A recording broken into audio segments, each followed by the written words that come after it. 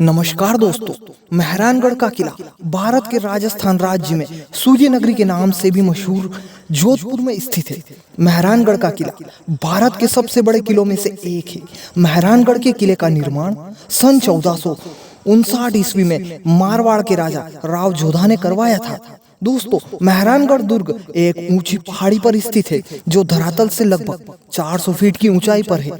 इस किले में 7 द्वार हैं जो अलग अलग नाम से भी जाने जाते हैं। इस किले में मां चामुंडा का एक भव्य दार्शनिक स्थल भी है। मेहरानगढ़ किला पूरे भारत और विश्व में प्रसिद्ध है। इसी के लिए यहाँ पर हमेशा देसी और विदेशी पर्यटकों का आना जाना लगा रहता है।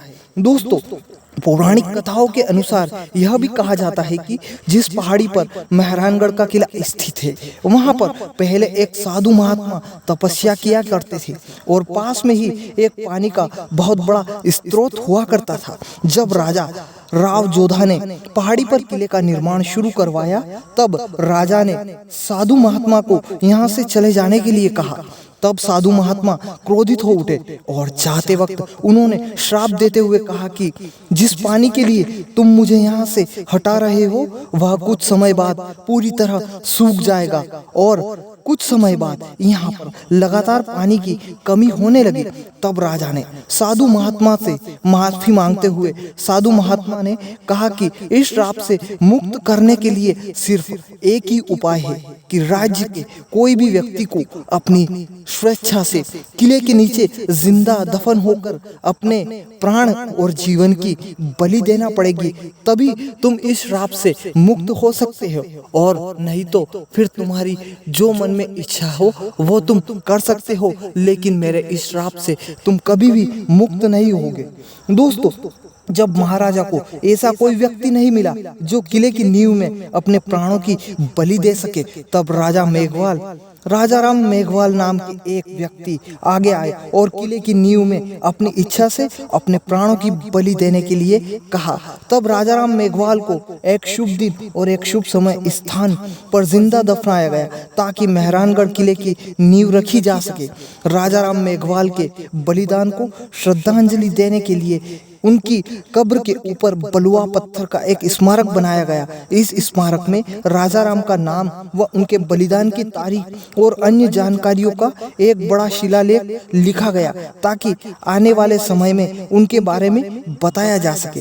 राजा राम की समाधि के बाद साधु महात्मा का श्राप कम होने लगा और किले के आसपास इलाकों में पानी की समस्या धीरे धीरे कम होने लगी।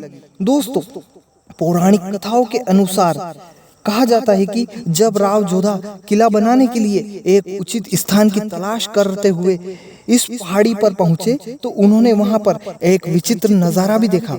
राव जोधा ने यहाँ पर बकरी को बाघ से लड़ते हुए देखा। बकरी के साहस को देखते हुए राव जोधा ने किला बनाने के लिए इस जगह को सबसे उचित स्थान भी माना। मेहरानगढ़ का यह किला भारत की समृद्धि और महानता का प्रतीक है और प्राचीन समय की गई कारीगरी और खूबसूरत नक्काशी का बेजोड़ नमूना भी है। मेहरानगढ़ का किले का निर्माण सुंदर बलुआ पत्थरों से किया गया। यह किला धरातल से लगभग 400 फीट की ऊंचाई पर स्थित है। मेहरानगढ़ के किले के भीतर कई भव्य महल, अद्भुत नक्काशी वाले दरवाजे, अनेकों जालीदार खिड़कियां देखने लायक है। मेहरानगढ़ किले में 7 प्रमुख प्रवेश द्वार है और किले के भीतर कई सुंदर महल है जो फूल महल, शीश महल, दौलत खाना, मोती महल के नाम से जाने जाते हैं। मेहरानगढ़ किले में 68 फीट चौड़ी और 117 फीट ऊंची लंबी दीवारें हैं जो किले की रक्षा के लिए अहम भूमिका निभाती है और आज भी जो के त्यों खड़ी हुई है। दोस्तों, मेहरानगढ़ किले के संग्रहालय में बहुत सी खास वस्तुओं को आज भी संजो कर रखा गया है। यहाँ पर शाही शस्त्र, शाही पालना, हाथी घोड़ा, लघु चित्र, राजा महाराजाओं की पोशाकें, पुराने जमानों का फर्नीचर और वाद्य यंत्र मौजूद है। किले के संग्रहालय में शाही शास्त्र में ऐसे एक बढ़कर एक जिसमें भाले, तलवारें और भी विभिन्न प्रकार के शस्त्रों को सजाकर रखा हुआ है। मेहरानगढ़ किले के संग्रहालय में हमें पुराने जमाने की अद्भुत वस्तुएं देखने को मिलती है दोस्तों कभी आप भी मेहरानगढ़ किले का घूमने जाओ तो इन चीजों को देखना ना भूलें। दोस्तों आप सभी को कैसी लगी मेहरानगढ़ किले की यह जानकारी? अगर आप सभी को यह जानकारी पसंद आई हो तो इसे ज्यादा से ज्यादा शेयर करें, लाइक करें, कमेंट करें और हमारे चैनल को सब्सक्राइब करना ना भूलें। धन्यवाद।